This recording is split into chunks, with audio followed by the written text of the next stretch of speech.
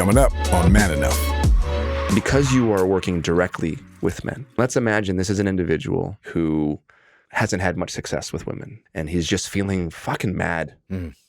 I'd love for you to talk to that man and invite him in. The hero's journey for you is to go into your heart and do the warrior's work of feeling what needs to be felt. So what is it that you haven't, that what's beneath, what's deeper than the distraction and the anger and the resentment? The things that you seek, man, are in your heart. They're not outside. Being man enough, what does that mean? It's really manly to mess up, admit you're wrong, and then grow. I couldn't accept that I was evil. So maybe I'm broken, but those broken things could be corrected. Intimacy between a father and a son is me just wanting to like put my head in your lap. I love you, son. You haven't called me benevolent sexist, but my experience is women are better. Even if it's a positive, it's still not equality. I don't blame men for that. I just blame the system. This Is Man enough. Hey everybody, welcome back to Man Enough. I'm Jamie Heath. I'm Liz Clay. and I'm Justin Baldoni. And I'm Justin Baldoni, who apparently has never been on set before, and I'm wearing a white shirt. Everyone knows you're not supposed to wear white because the cameras wash you out. I'm sure our DP can attest to that. Why are you wearing a white shirt, Justin? Because we have a dark background. Oh, did you just call me out like you know more than me, I guess? Oh, I just, That's just the truth. But what were you saying? Well, because I was wearing a white shirt once, and they were like, take your white shirt off. But Yeah, I mean, get to wear sometimes one. you don't want to wear white shirts when you're like being lit heavily, but we have very little lighting on this show. I see. Like Liz is literally our lighting. Like, she reflects the light to all of us. Look at her. Look at. I'm wearing color to make up Yeah. for everyone. Justin, since you're recently back with us, and we've missed you for a little while, and this is like, this first few episodes that you've done since your little break, remind the audience what we do here. That's a great question, Jamie Heath. You We remember? talk. Yeah. We talk. Man Enough is an exploration of what it means to be a man, but more importantly, what it means to be a human. And we talk about anything and everything that could potentially correlate to being human and existing in this world as a male-identifying masculine person, which is one of the reasons why we have Liz Plank on the show, who wrote an amazing book and is an expert and also is on the other end of what happens when you are a man in the world and all the harm that we can cause and also the observations that one as a woman experiences knowing men. And strangely, she still loves the shit out of men. I love the shit. Yeah, and experiencing the joy And the joy, yeah. of men. Well, strangely, it's actually not that strangely, because while we can cause some harm, men also contribute some wonder and amazing things to the humanity. So you're able to witness that and not be blinded by some of the stuff we've done throughout history that have been not good, but not only hold us just to that, also seeing the beauty. Which is actually the purpose of what this show is. Like from the beginning, I think there was a lot of conversations around like, oh, you're either a feminist or you're like pro-men. It's like this binary where, and this idea of being a quote unquote feminist meant that you want to change men and feminize men and make men weak and all of these things, which I was always against. Like I've never said the words toxic masculinity for a reason, because I don't think masculinity is toxic. And this show and all of the work I've done with Man Enough was always actually pro-men. But there's this narrative that can happen in the world, especially with partisan politics, where it's like, oh, well, you're trying to make us weak and feminize us, which was the opposite of what our intention was. I wanted men to become fuller, happier, more joyful humans so that we could show up in the world as better people and also create a safer place for women. Because as I've said many times, like if we can't learn to be safe spaces for ourselves, then the world will never be a safe space for anybody. And one of the ways we do that is, of course, we talk about it amongst ourselves, but we also bring special guests on. So this is a really, really special episode for me. And I, by the way, I very much appreciate these last few episodes, you guys being okay with me bringing on people that I love all stars. Deeply. Yeah. And today there's a man here with us who I view as a role model. An adjacent father figure, actually, even though he might not know that. Somebody who has impacted my life in such a profound way because of the father that he was to somebody that I loved deeply. And because of that, I just have so much love for him.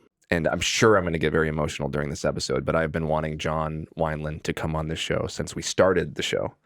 And I'm so happy that he's here with us today. John Wineland. What's up, John? Who, for anybody who doesn't know, Liz is going to mention all the great things that John has done.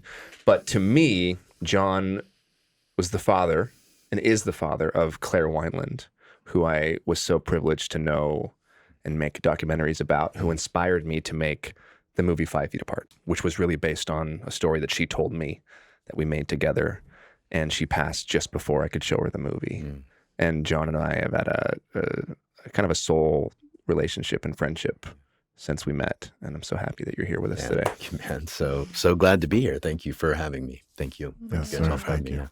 Thank you for being Liz, here. tell us about Yeah, it. so John is an LA-based speaker, men's group facilitator. He is a teacher in both guiding men and women in their practices of life purpose, masculine leadership, relational communication, and spiritual and sexual intimacy.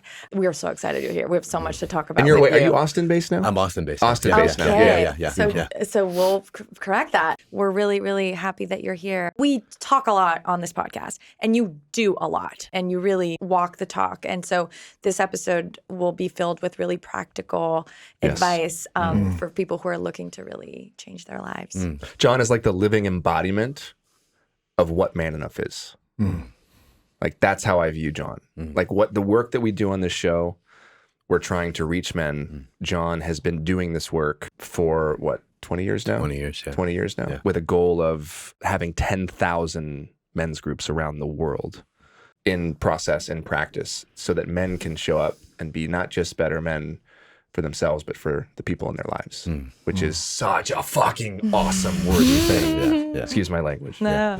Yeah. No, men's groups. I mean, men's groups to me are the vehicles for delivering the nourishment that men need so that they can show up. I mean, there's all kinds of other forms of nourishment, but one that's been missing, and one that we've had, for hundreds of thousands of years is men sitting in circle together, just kind of soaking each other up and giving each other wisdom and challenging each other and holding each other.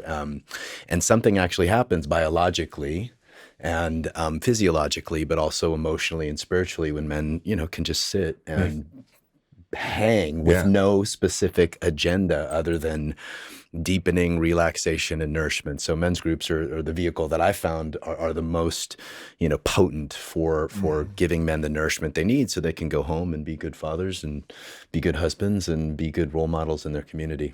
Yeah. Taking men out of the side-to-side friendships, right? And forcing them into the more face-to-face friendships, right? Yeah. No distractions, no alcohol, no sports, no video games. It's like just sitting with each other, which for me have been some of the most profound experiences I've had with other men is in those relationships. But before we start, because I do remember the first question. It's been so long, Jay. Maybe take a sip of water. You're no stranger to vulnerability. Yeah. We always ask. Let me just keep this close. When I always joke, I feel like Man Enough should be sponsored by Kleenex. When was the last time you didn't feel enough? I mean, I think it happens daily in some kind of habitual way, right? And I was thinking about this when I was waiting to come on, that just how much pressure our body has to sort of settle into the kind of homeostasis of just doing and being and taking care of things. And so I'm sure it happens daily, but I think on a grand scale, probably, I went a good year without really, it wasn't quite a year, but I consistently come back to grieving Claire, right? I mean, it's just one of these open wounds that never heals, and yet there's so much freedom and so much joy, and I can feel her free as a bird, right? But I think I went quite a while without really tapping into that grief, and recently I had another moment that kind of hit me out of left field. I can't remember what it was. What was it? Oh, I was at Burning Man. I was at Burning Man, and something about just being out there in the desert and feeling, here's what it was. Claire was an artist. Yeah. Right. She like made art out of everything. And I had this moment where I was, riding my bike at night and I thought, oh man, she would have just loved this place. And then I got hit with this wave of grief that I could never show it to her. Even if I could have taken her out on the dust-filled desert floor, I didn't get the chance to show it to her. And that just, for some reason, that just like whacked me.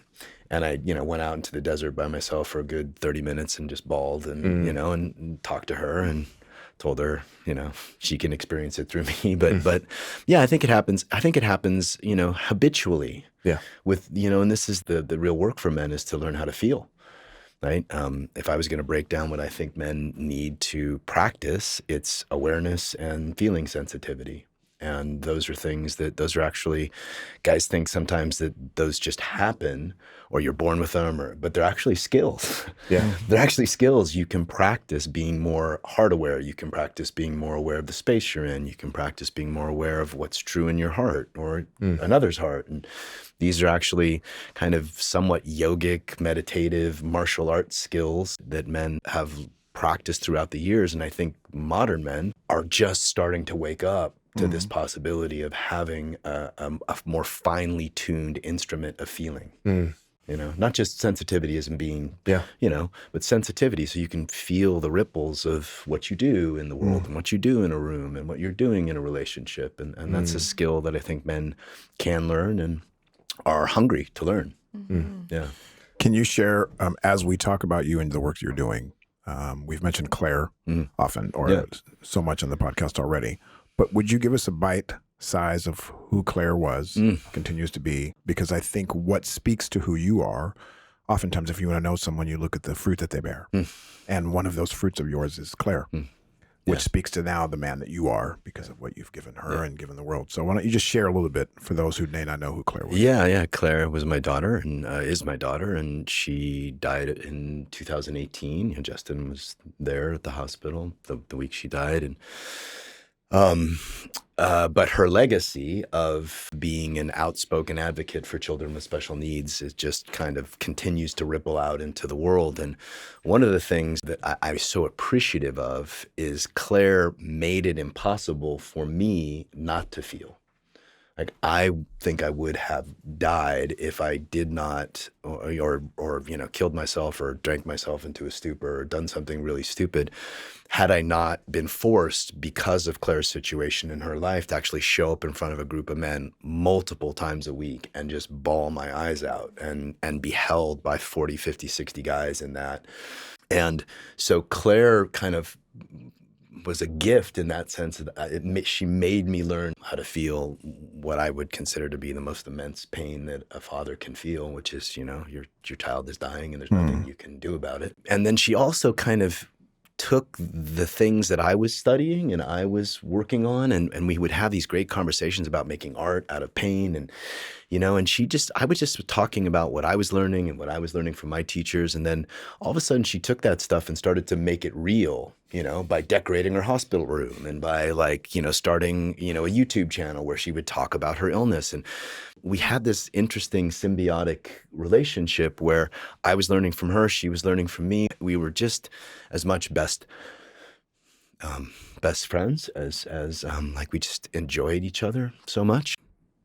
I posted this video recently on the anniversary of her passing, of us trying to sing a song in the hospital, and her, editing it, and it was just so messy and awkward, but she edited it together and made it so beautiful and fun. Claire, first and foremost, in my mind, was an artist who took the pain that she was experiencing and made beauty with it, and in doing so inspired lots of people, and just became this magnet for people like Justin and others that just were like, what is that? And I had something to do with that, but there was such divine force in her life that I had nothing to do with. You always called her a little Buddha.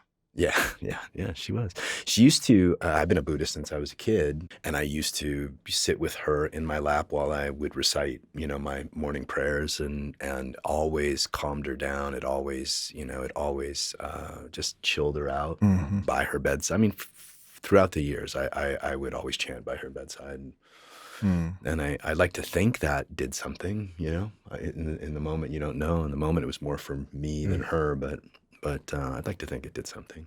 And I don't think that we had mentioned earlier that she had lived with cystic fibrosis, all her life, and it was and she did a lot of shed a lot of light for those that followed her YouTube channel, and then went viral. Other people that could not feel so alone because of how she embraced it and how she shared it. And she was funny as shit. So funny. She was so funny. She said everything that you were thinking that you maybe didn't let yourself say. And she used the fact that she's dying as like the icebreaker to just disarm everybody and anybody. Yeah. But real quick, because she's such a huge part of my life still, and this feels like she's very much sitting here, one of the most, I would say, profound experiences, I'd say top 10 experiences I've ever had was at Claire's funeral.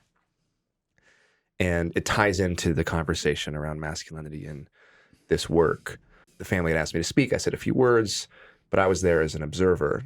And anytime a father or mother goes to speak at their child's funeral, it's an extremely emotional thing. And I've been to too many funerals, having done my last days for so long. But when John took to the podium at his daughter's memorial service, I witnessed something that I'd never seen before. And it's a testament to the work that he's done internally.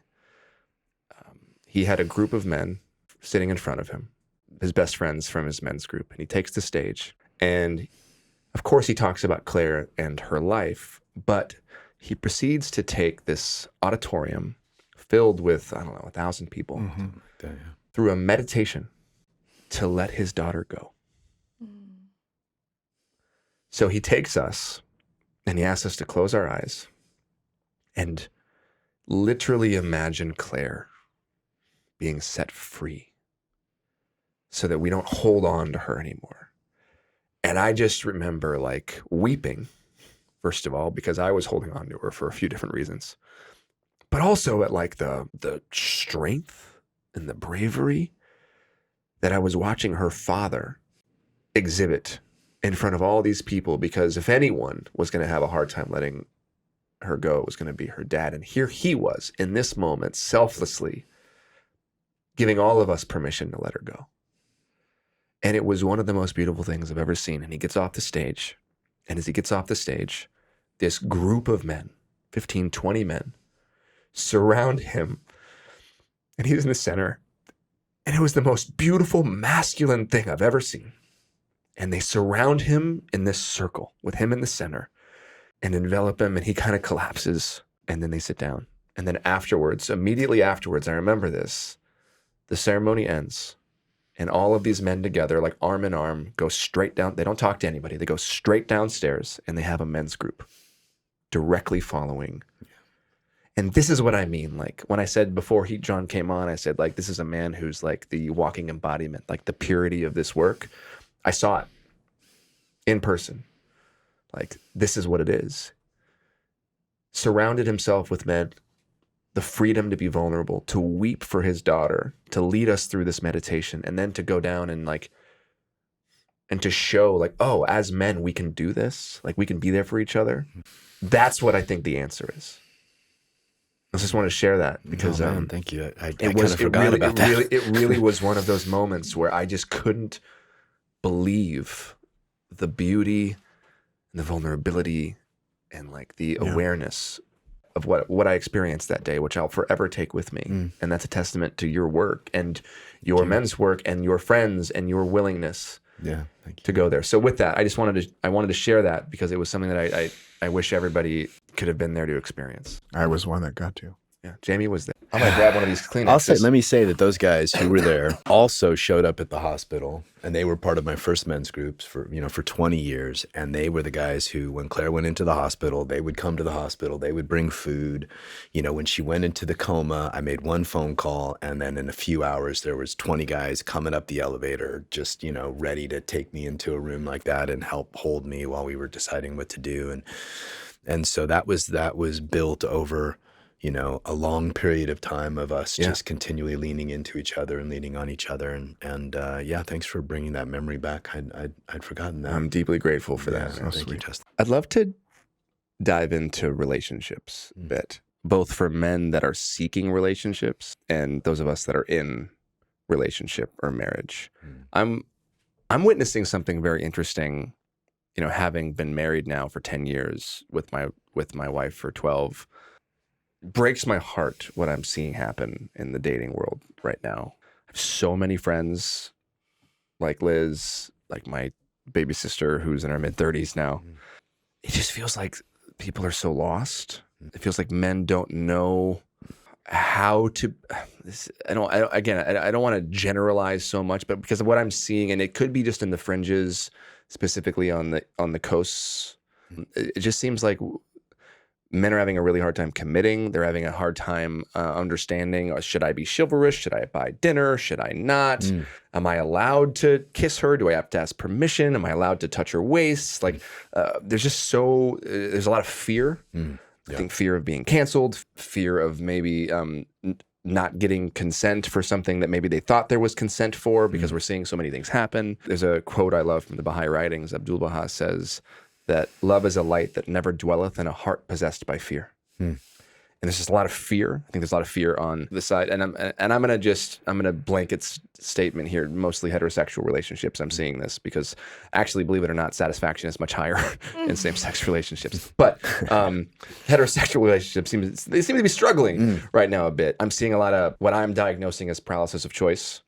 Specifically among men, where it's like we have more options in the history of the world, where it's like, oh, there's 75 women that just swiped. How am I going to pick her? And so there's so much happening. And I summarize all this by saying, like, my marriage, Emily and I have had our ups and downs, like every marriage and every relationship. But here I am, 10 years into our marriage, and my wife and I have these moments nearly daily, where it's like, holy shit, this feels amazing. We're falling more and more in love. We are closer physically than we've ever been. TMI, the sex has never been better. We're talking about 10 years. And it's just like, we're like, what the fuck is happening? And so much of that is because we have our space. She has her women. I have my men. We do individual therapy, then we come together and we explore the things that we're learning in real time with each other. And there's always a conversation of how we can show up better, what she needs, what I need. There's always, and I'm seeing so many people want this. Jamie and Natasha have a very similar thing. And so many people want this and they don't know how to get it. And right now the barriers are very large. There's a lot of obstacles in the way to get this. So I know a lot of men come to you in marriages that are like they're about to lose their partner, and also single. Can you just walk us through some of what you're observing and also some of what the solution can be? Because, as an example, maybe there's a man who has been dating, he's 40 years old and he's single, and he meets Liz, and like Liz is like everything he's ever wanted, but then for some reason he's just like, yeah, no, I don't think this is right now. And then he keeps staying on the apps. What's in his way? What's in our way? I don't know. It's a big question, but like, what the fuck? Because I can't even tell you how many conversations. It's just like, I mean, we have friends that stop coming to me and Jamie. Because we're like, dude, we're just like she's right. They don't want to hear it. And they're not happy either, by the way, right? What you're saying is they're not like thriving in this environment. No, they're not, and yet they can't. Right. They get out of it. They because it's almost as if we've set ourselves up to fail.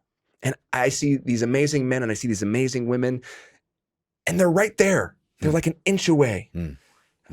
How do you lead them through both? Because I know you work with women and men. I know you work with couples together. I know you also just work with women, which is amazing too. Can you just walk us through, I guess, some of anything that comes to mind? What are the common things that are getting in the way right now? And what are you seeing? And what are you doing about it? I mean, you think about the apps. They are dopamine laden, like they are work. They're designed to they're IG, they're like Instagram on steroids, right? So dating apps can be incredibly addictive And what I'm finding, is that men are coming after a period of dating, beautiful women, or falling in love and having it not work. Pain is the great motivator. And, and so when they do come to me, there's usually, I have this sort of 3-pronged approach to beautiful relationships. The first is intimacy, just being able to feel sameness, right? Yeah. And oneness together. The second is what you talked about with Emily, which is this, the devotion to your partner's safety, devotion to your partner's nervous system. And then the third is the arc of sexual polarity that happens when we're not the same. When there's when we're different and we animate and celebrate the differences. And you put those 3 together and you have a really juicy experience. Normally, if they're in a relationship, I'll just lay that out. I'm going like, which pillar is broken or cracked or shorter than the other. And we'll kind of dive into that, because all of the intimacy and all the great sexual chemistry doesn't mean crap if there's no safety. Yeah. And if there's not continual capacity and dedication to their nervous system, not just your own.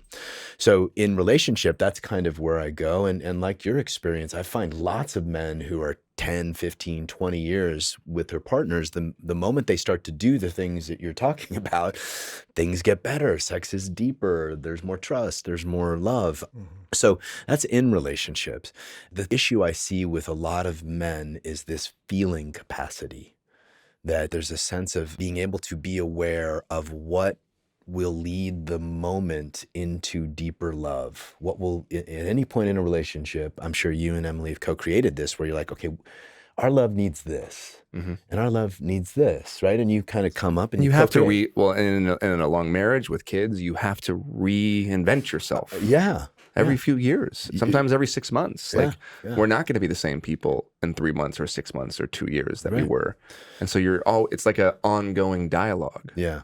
So it's a sensitivity. I'm going to come back to awareness and sensitivity, just to make it super simple, to be aware of what's happening in the field of your life, your relationship, and to be sensitive to what, fixing it might look like. But for the men who are single and kind of figuring it out, I mean, it's a case by case analysis. But some of the threads I see is there's too much stimulation, and so what I will often have men do is a 6-month cleanse, where they just do not date. They take relationship off the table, and they literally just focus on building their own life, their own castle, their own. So no flirting, no apps, no dates, no intriguey friends. Like just you basically just go into discovery mode and really find out who you are. And it's I've done it a few times. It's a beautiful practice, and it's a beautiful reset. The other thing I'll have men do is to go back through their past relationships and really look at the patterns that they brought into their past relationships, kind of above and beyond a 12-step, because I have tons of experience with those inventories, but above and beyond a relational inventory, and to go back and to literally unhook and repair and make things right, so that there's this sort of recognition of the bullshit we've asked people to put up with. And in general, what I see with men who want to be in relationship but are struggling to find it is that there's some piece of their own heart's truth that they're not really living in. Either they're not living a lifestyle they want to live, or they're settling for some kind of work that they don't really love. You talk about this in your book. Yeah, I talk about it a lot. Yeah, I talk about it a lot. And so finding that what needs to happen so that I am magnetic to the kind of woman that I would want to, or partner that I would want to attract into my life.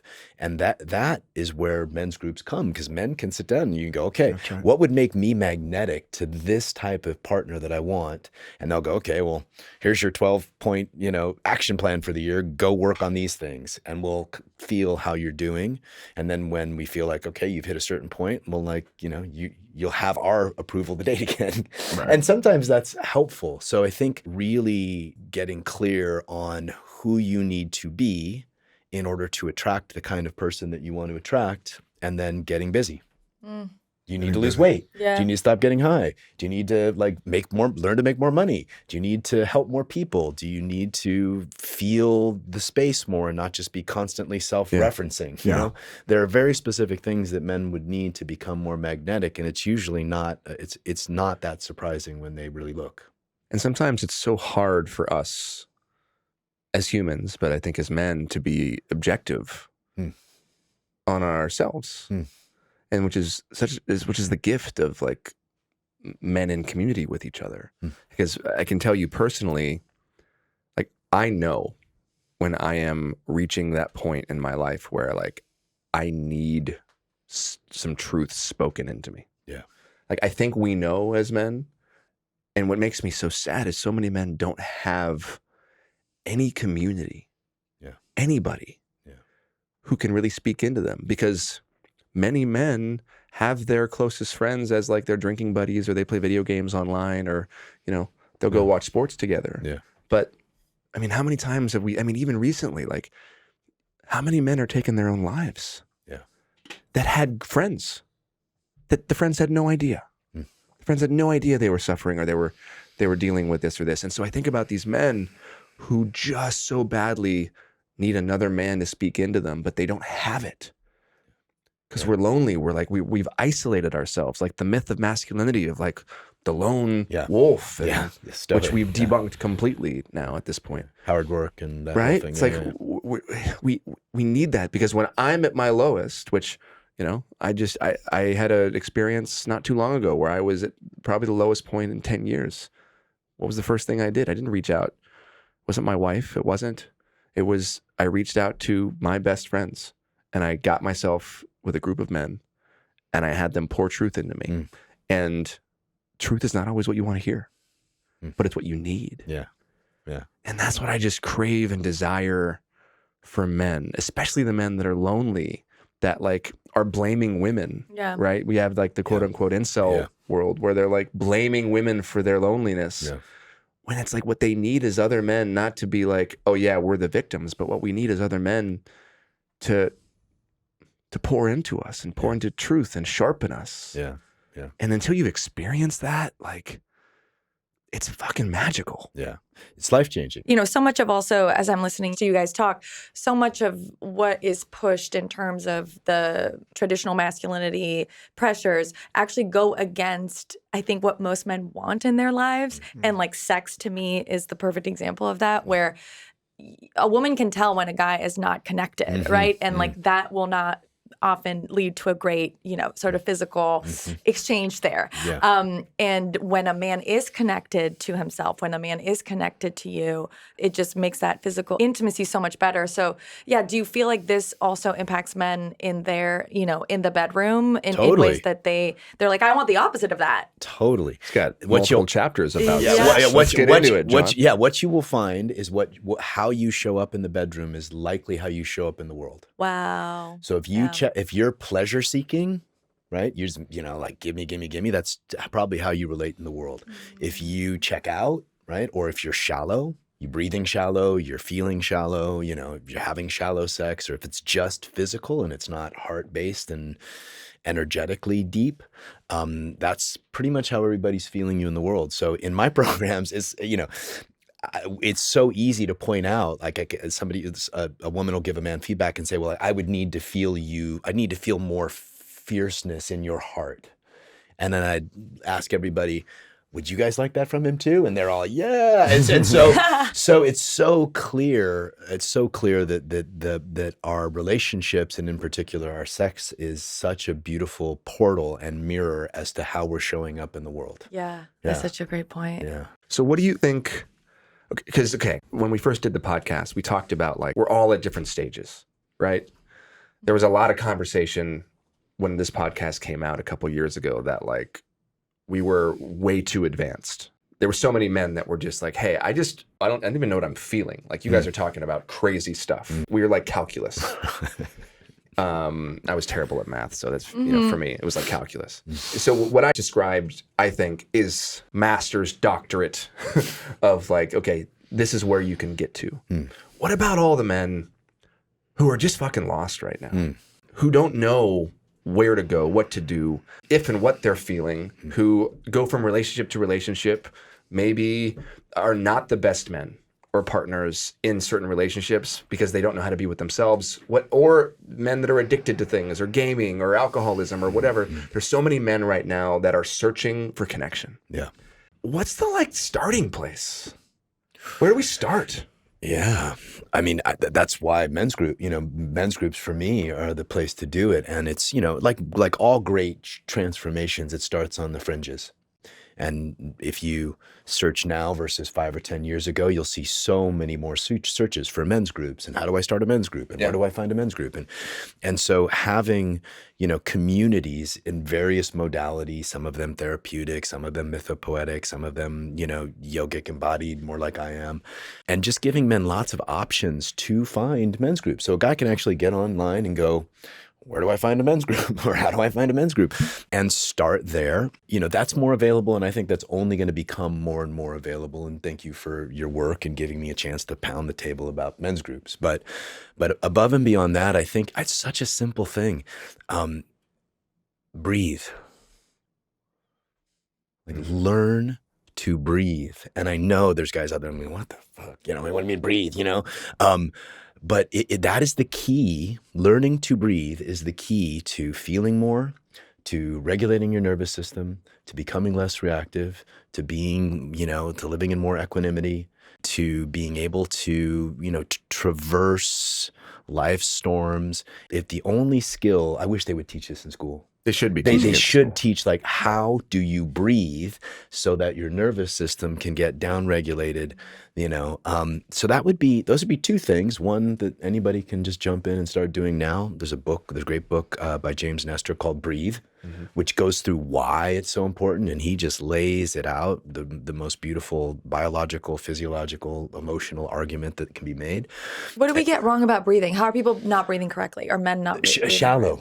Okay. So first of all, it becomes they're just unaware, right? They're just unaware that most of the day they're breathing into their chest and not breathing into their bellies. I mean, I wrote a book on this, and this was a huge piece about just breathing into your lower abdomen does so much for your nervous system and so much for your body and so much for your brain chemistry.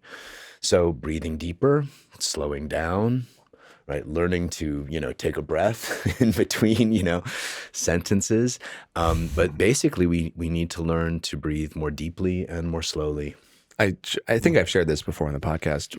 12 years ago or so, when I met my wife, she reflected this to me. I didn't know this, but she'd always hit me. She'd be like, hey, breathe.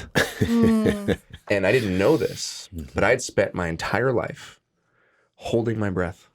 And what would happen, I was completely unaware, is I would start to make this this super high-pitched low sound that I didn't hear. Yeah. And she'd be like, what do you do? What is this? Because she wouldn't know where it was coming from. And I'd be sitting there, and it was quieter than that. And she would notice it. She'd be like, you're not breathing. And she would be telling me over and over again to breathe.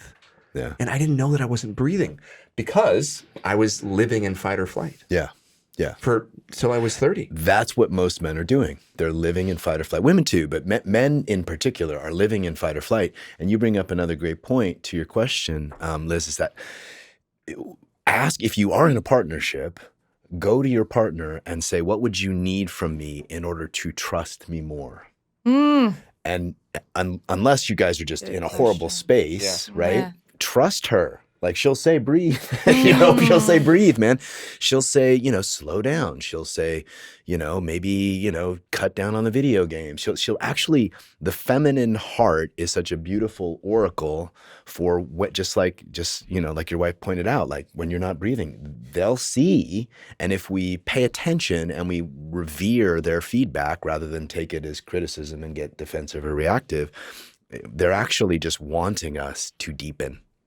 Yeah. That women are just wanting us to ground and deepen and then, do the right thing from there. We could do a whole bunch of great things, have, great foundations and do all kinds of public work and be good. But if we can't actually be in the moment or in our body, they're not going to trust us, and they probably shouldn't. What are other questions to ask your partner? That's such a good question. It's so outside of the box, and it's such a question that not only opens it opens both partners, right, up to something. Yeah. Are there other great sort of prompts? Yeah, I mean, from the masculine side, what would you need to trust me as one? What would you need to feel me more? Would be another. And oftentimes there's very simple answers, like I'd need you to lift your heart a little bit, or I'd need you to speak more slowly, or I would need you to soften your eyes, or I'd need you to look me in the eyes. I mean, there's always things we can do with our bodies. Our bodies are the transmitter of love and consciousness. And if we're getting feedback on how to more gracefully and artfully use our bodies, we can create deeper connection very fast. We can down-regulate our partner's nervous system. So what would you need to feel me more? What would you need to trust me more? And then I would say to anybody giving that feedback, like, don't hold back. Okay. And be specific. Be specific. So it's got to be something he can actually do. It's not like I would need you to make me feel more Got it. How does he do that exactly, right? So yeah, I think that this sort of, and this, I do a lot of co-ed work, right? And these are sort of questions that couples ask each other and then dive into what that would actually look like in a moment in a body. Wow. Yeah. Wow. So many men I've observed, though, aren't even at the place where they can ask a partner that. And so what ends up happening is maybe if we're talking about heterosexual relationships here, the woman has some feedback because it's like, it's important. And the man just thinks of it like nagging. Yeah. Right? Like this whole idea of like how we've kind of deconstructed marriage and looked at it over the last 50 years of like, the ball and chain, and like, you still hear men over a certain age kind of make comments, about their wives and things, which is just like, even though they get the biggest happiness bump and well-being and health bump from marriage than even women do. But so there's all, exactly. And so many men aren't even there. So how do we get there, right? How do we get to the place where a man can ask his partner that question? Yeah. Well, I think there's a responsibility from their partners, and this is this could be gender neutral. This could be when I say masculine and feminine, I'm talking about each human has this sort of these tendencies, these attributes, these traits. So it's not necessarily heteronormative, but speaking of men and women, it helps a lot. Like men actually come to me and wake up when their partners are like, almost it's done. Normally the end, almost right? Similar done. to like AA. It's like, yeah. So I would say to women out there, right, if you are finding your man numb or checked out or in some kind of a habitual pattern that takes him out of the world, like let it be known that you need this in order to stay, or in order to trust, or in order to be long-term. I would need you to change this. And because men want to win, they want to win. And oftentimes I see women going just as numb in the disconnection as men. Feminine partners call for help if it's heartfelt. Yeah. And not just like you're a piece of crap kind of thing. If it's really heartfelt, I would need this to want to give my life to you forever, or be your partner forever, or have babies with you, or that does a lot to wake a man up. I mean, unless he's just a totally checked out asshole, that does a lot. And that's not my experience of most men. Yeah, no, my experience is that most men are not checked out assholes. Right. That most men have a deep desire for connection. Yeah. Have a deep desire, like they want to feel. Like I don't meet very many men who don't want to embody all of the parts of them that make them human. But there's so much stacked against us that's so hard for us to get there. Yeah. I think that there's this misconception that like that men are not, don't want that.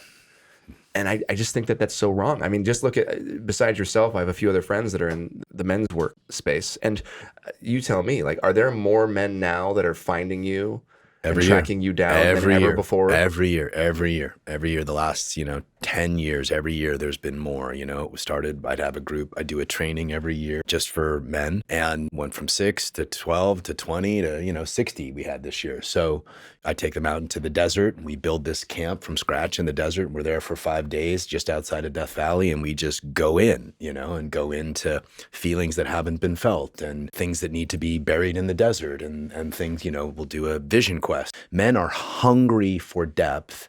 And I wrote this in the book. I was like, it's not that men don't want to. There's just no one's ever really taught us how. I was lucky, because I didn't have a good father role model for this. I had the opposite, but I had all these men, many of them you saw, they were like, no, do this, read this book, go study with this person. Like, no, let's do this, let's start this, let's show up here, and literally guided me. And I think part of my life purpose has really been like to pay that forward, because not every man is as lucky as I was. That you saw that was a lot of luck, and also just a good fortune, let's call it. So your entry point to this work, I'm assuming, having read your work, are we talking about like Iron John? Are we talking about David Data, who's your teacher? Yeah. I mean, I think you sample it all. Yeah. Sample it all. Like there's now you can get on Amazon and read, 24 books on men's work, men in relationship. There's all kinds of approaches to it. I try to take what I learned from many different modalities and kind of craft my own what has worked formula, both for me and the men that I've taught. So I think it's out there. I mean, so yes, you're right. Guys don't know where to start. They don't even know that it's there if they wanted to look for it. Yeah. Right. Usually their partner will put a book on the nightstand and say, oh, you should read this. And it's also scary. I think it's okay. Like it's scary to get to the place in your life where you're like, oh, I need to make a change. And you Google, I'm just imagining a man Googling like men's groups near me. Yeah. Or men's works near me. Yeah. We were talking earlier, and Jamie, you haven't spoken much, but I want to just bring something. We were talking earlier about the buzzwords, trigger words around men's work, and men's groups. Yeah, that people who are committed to a reimagining of masculinity that is positive and wonderful and sort of joyful.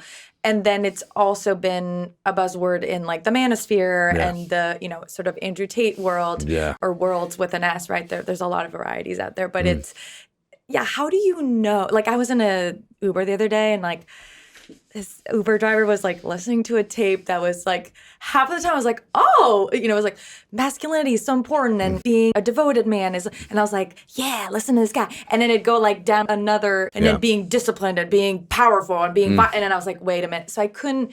And I think this is representative of where a lot of people are at, but I think a lot of men are sort of pulled in those opposite directions, and some end up in one camp, some end up in the other camp, some end up just being lost and not knowing, where to go. Yeah. So, how do you know that you're like doing good, doing good men's work? Yeah. And what's the difference? Okay. And even like, how do you know you're not in the wrong? But also like, what do you think that the manosphere Andrew Tate is a cure from, right? Like it's a medicine for something, right? And I'm curious kind of what we're talking about, disempowerment. Exactly. Men feel disempowered, and Andrew Tate gives them a certain kind of empowerment that that I would not call healthy in the least.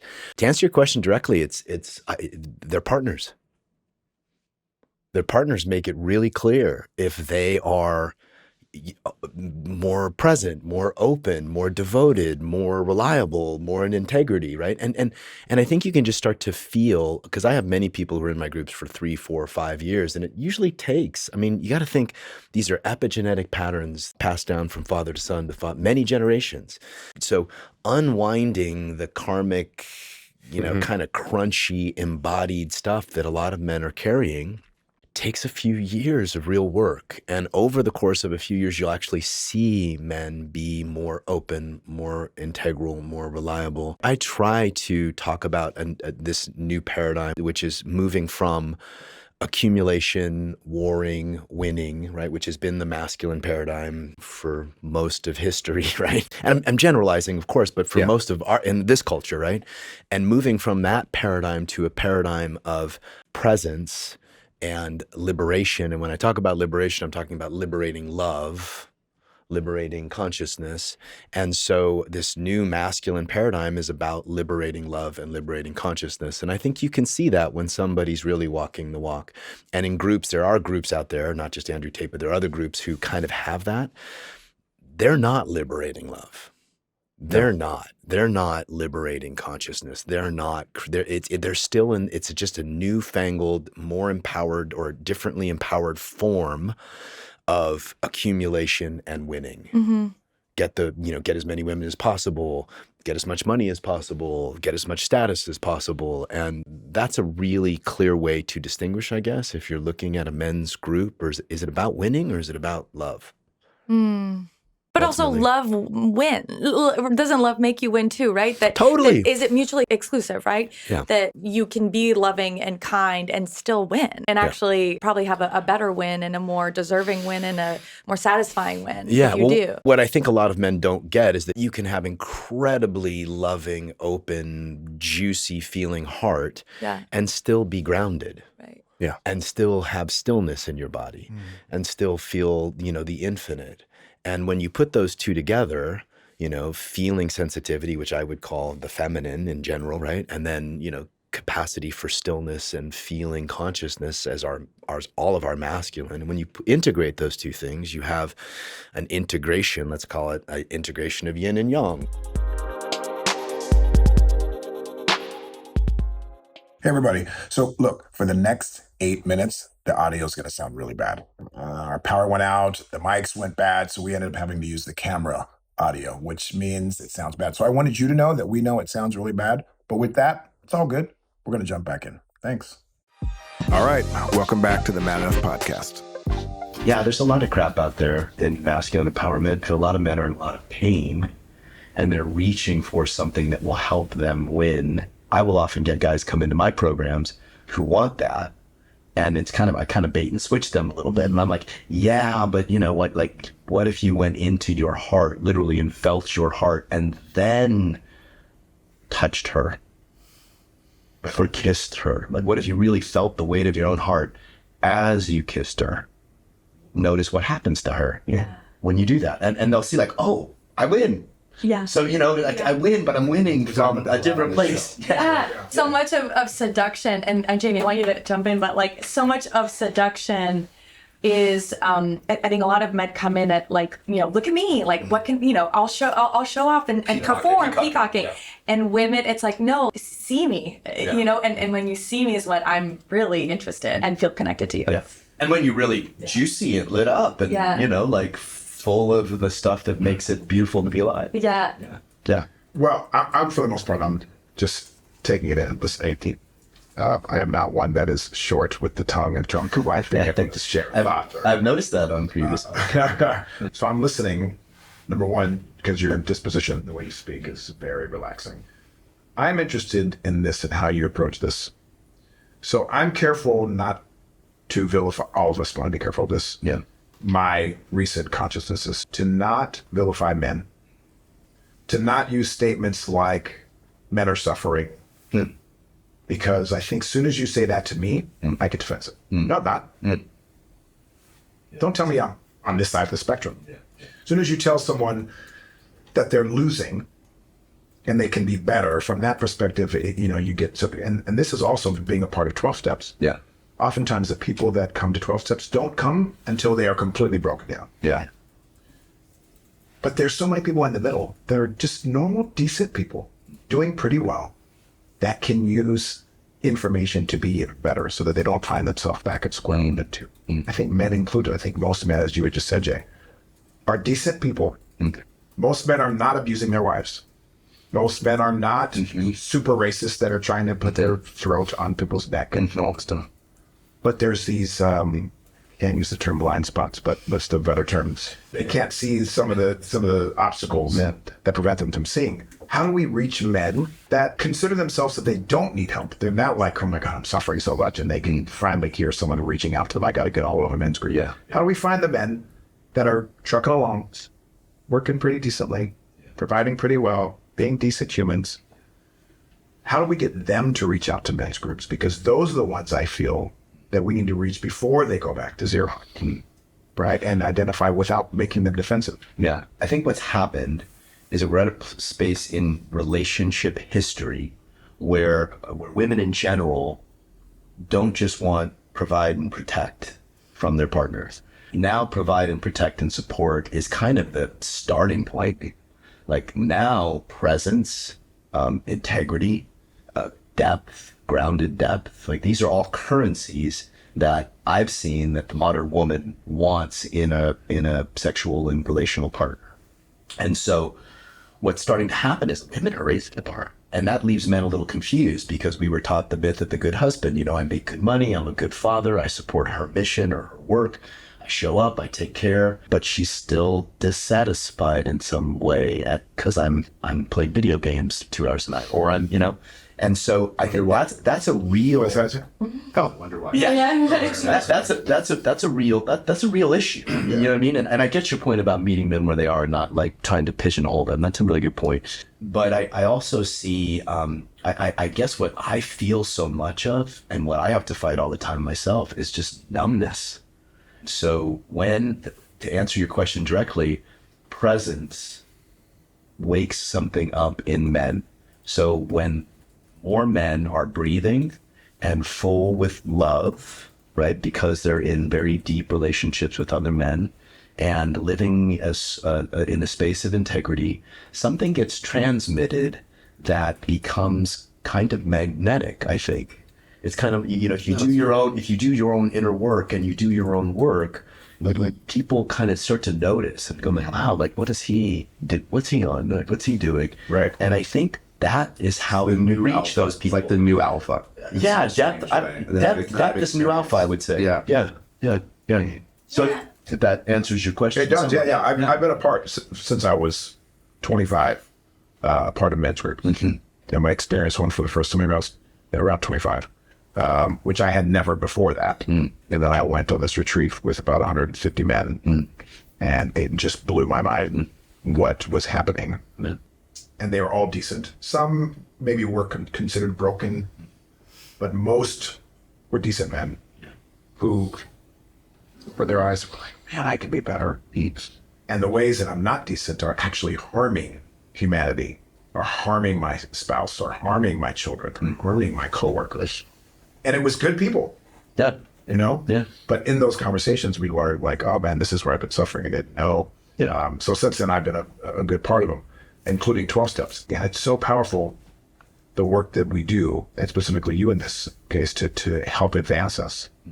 I also feel it has to always be, and you keep mentioning love, so long as we are always aware that the reason why I want to be better is not just for myself, but for humanity. Yeah.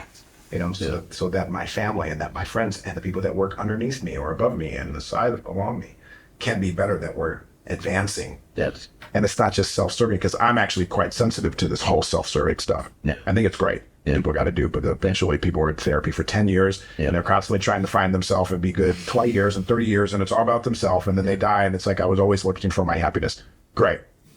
It was right in front of you the whole time. Yeah, my thought is like, you have to find that so that you can then help not just be good, but you know, share the seeds and then till the soil. Yeah.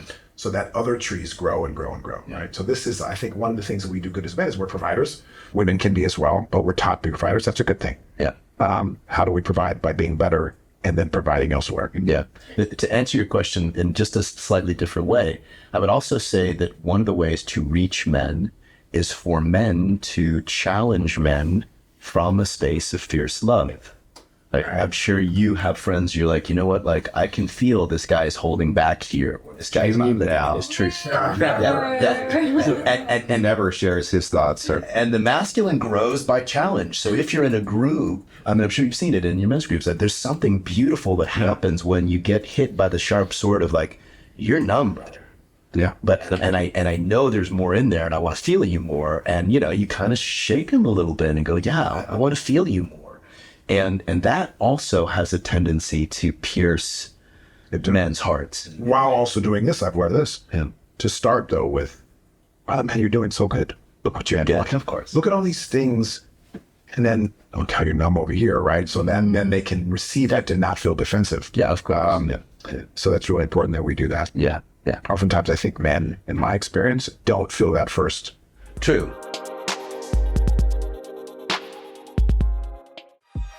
All right, welcome back to the Man Enough podcast. I'll tell you a story. So my men's group that I was with, Claire must have been 15, 16, and I was really starting to get going in my career, and I wanted to like start my own men's program, and Claire was in the hospital every few months, and I would show up at my men's group and I'd be like, I want to be free to like start to live my purpose and do these things, and I have to go to the hospital every few months and be in there for three weeks, and it's just like I was just bemoaning my life situation. And some of it was also because she wasn't listening to you and following the protocols. Well, some of that was true. But that's just Claire. But I was bemoaning. I was saying I need to be free, and I was like coming to my men's group with all these plans of programs I was going to start, things I was going to do, and get my business rolling, and they were like, no.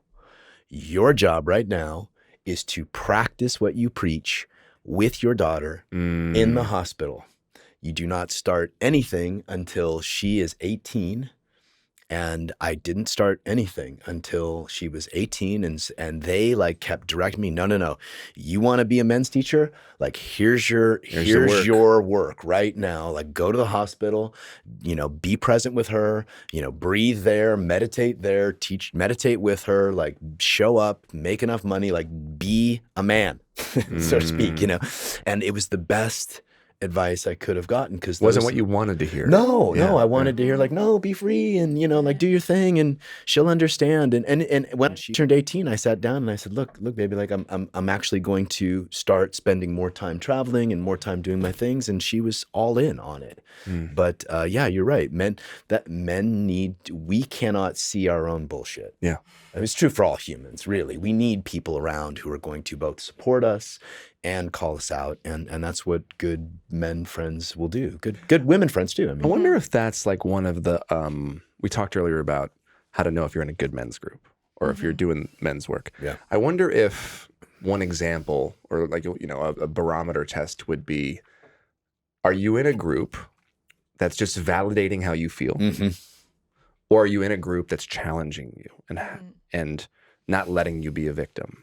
And I would say if you're in a group that's just making you feel better and saying, oh, you're fine, it's the world, it's the women, it's the this, like otherizing the problems and centering yourself, I would say you're probably in the wrong group. I would say that you want to find a group that, of course, can hold your pain, but hold you accountable because you're a participant in the pain. Yeah. They recognize your patterns. Yeah. And they don't stand exactly, for them. Right. If so-and-so keep doing this to me and this keeps happening to me, then that's your pattern. Yeah. It's you're the common denominator. Exactly. Yeah. And I think that's really a hard conversation. Okay. We don't oftentimes do this, but so one of the challenges we've had on this podcast, one of the challenges I've personally had over the last, 8 to 10 years, as I've been exploring my own masculinity, and then in that exploration been trying to invite others in, is that yes, so many men are receptive, and we're finding so many more men find us every single year, just like they find you, and yet so many women are the ones that are finding us first. So many women are finding this and then passing it off to men. Yeah. And because you are working directly with men, I would love for you to just take 2 minutes and speak to an individual. And let's imagine this is an individual who, let's say, was a follower of Andrew Tate.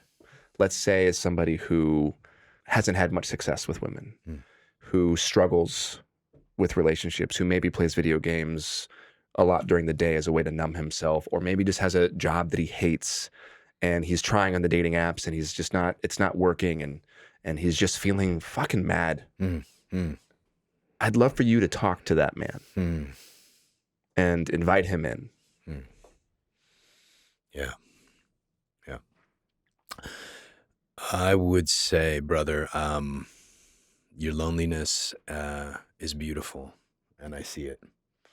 And feeling what's underneath all of the desires to distract is the answer to connection and the love and connection and self-worth that you seek. And so the hero's journey for you is to go into your heart and do the warrior's work of feeling what needs to be felt. So what is it that you haven't, that what's beneath, what's deeper than the distraction and the anger and the resentment? Is it anguish? Is it loneliness? And be the warrior who goes in and feels those things deeply and fully, and you will come out of that stronger. You'll come out of that more trustable. You'll come out of that with a deeper capacity to give love and receive love. And so the things that you seek, man, are in your heart. They're not outside. A woman's not going to give that to you. A superior level on a video game's not going to give that to you. Money won't give that to you. There is something that happens and something that shifts when you go deep into yourself, when you go into the core of your heart and the core of your pain, and you come out the other side.